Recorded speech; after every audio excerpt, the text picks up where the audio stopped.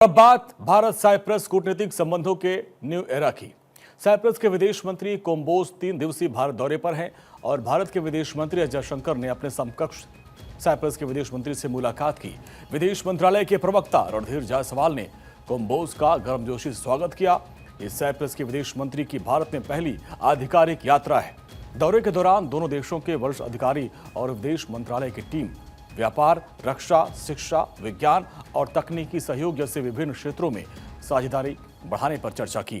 भारत और साइप्रस ने 2025-2029 की कार्य योजना को अंतिम रूप दिया और इस यात्रा के जरिए इसके क्रियान्वयन की समीक्षा की जाएगी। ये दौरा दोनों देशों के बीच रणनीतिक और आर्थिक सहयोग को और मजबूत करने की दिशा में महत्वपूर्ण माना जा रहा है।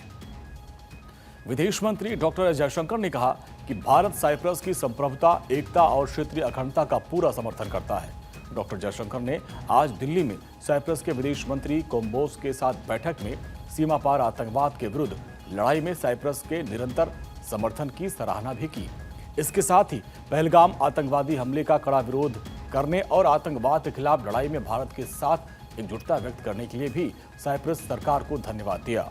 एस जयशंकर ने यूएनएससी में भारत की स्थायी सदस्यता और न्यूक्लियर सप्लायर ग्रुप में भी सदस्यता का निरंतर समर्थन करने के लिए साइप्रस का धन्यवाद किया। एस जयशंकर ने कहा कि साइप्रस अगले साल 1 जनवरी से यूरोपीय संघ परिषद की अध्यक्षता संभालने जा रहा है। विदेश मंत्री एस जयशंकर ने कहा, साइप्रस और यूरोपीय संघ के साथ संबंध सुदृढ़ करना भारत की हमेशा से प्राथमिकता रही है। इसके साथ ही भारत और साइप्रस भरोसेमंद दोस्त और विश्वसनीय भागीदार हैं। भारत साइप्रस बैठक में दोनों देश ने अगले 5 सालों के लिए रोड मैप तैयार कर लिया है।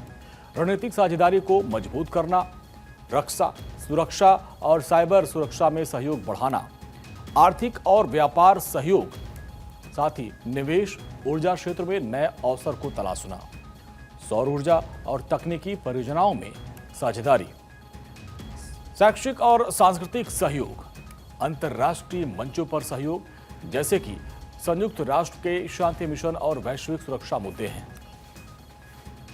आपको बता दें, प्रधानमंत्री नरेंद्र मोदी ने इस साल जून में साइप्रस की 2 दिवसीय यात्रा की थी, जो 2 दशकों में किसी भारतीय प्रधानमंत्री की साइप्रस यात्रा का पहला दौरा था। प्रधानमंत्री मोदी की इस यात्रा के दौरान दोनों देशों के बीच कई समझौतों पर हस्ताक्षर हुए थे।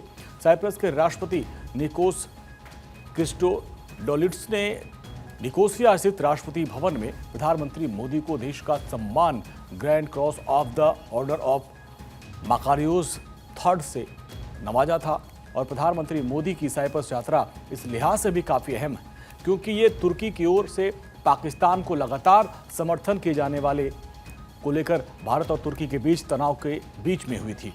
लेकिन दुनिया को अब ये समझना होगा कि भूमध्य सागर से लेकर दिल्ली तक भारत और साइप्रस का कनेक्शन बहुत गहरा है और साइप्रस के विदेश मंत्री की भारत यात्रा दोनों देशों के संबंधों में नई दिशा तय करने का एक बड़ा अवसर है।